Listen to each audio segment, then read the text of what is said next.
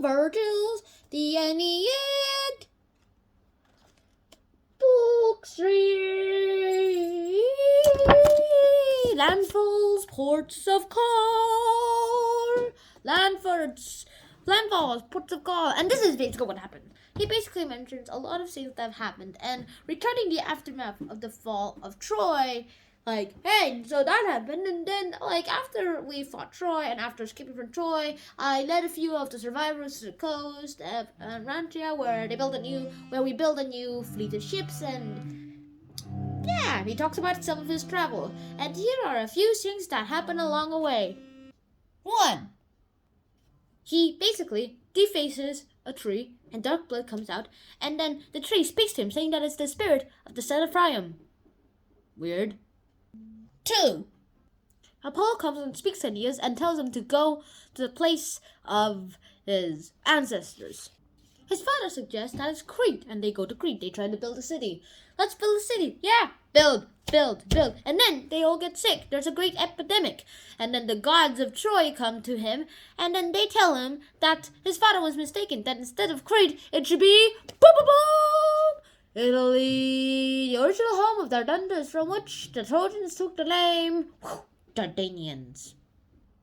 Also, these gods reassert the prophecy of Roman supremacy. The prophecy.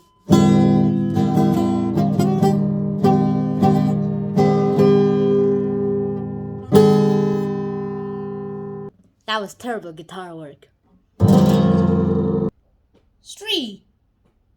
He manages to get cursed by harpies, who tell him that he will not be able to see Italy until his crew eats their tables because they're too hungry. Oddly specific. We'll later find out that those tables is basically pizza. Yay! Pizza! The inventor of pizza is Aeneas! Disturbed by the episodes of the harpies, they decide to make a shrine for Apollo. And they do. And, well, they end up in an Italian city, and Aeneas is actually pretty surprised to find one of Priam's sons, a guy named Helenus, to become the king of a Greek city. And Helenus and Andromache have been taking Picrus as war prizes, but seized the power over part of the captor's kingdom after he was killed. So Aeneas meets Andromache, and he relates the story, and that's basically what happened. And then he talks more about it, and he talks more about the Greek army under Ulysses, and the Trojans are stopped by a ragged stranger who begs to be taken aboard. He was actually one of Ulysses' crew member. They take him in, even though he's technically an enemy. If he still has that enemy thinking in him, this would probably have happened. This is one of the Ulysses crew that they bring in. This is a Trojan. Look at him. Trojan! Ow, ow, ow, ow, ow. Banished. But that didn't really happen. I'm actually pretty surprised they took him in. He's technically the enemy. And then Aeneas basically just concludes his story by saying that the gods have put him to her beach, Carthage's beach. See you soon.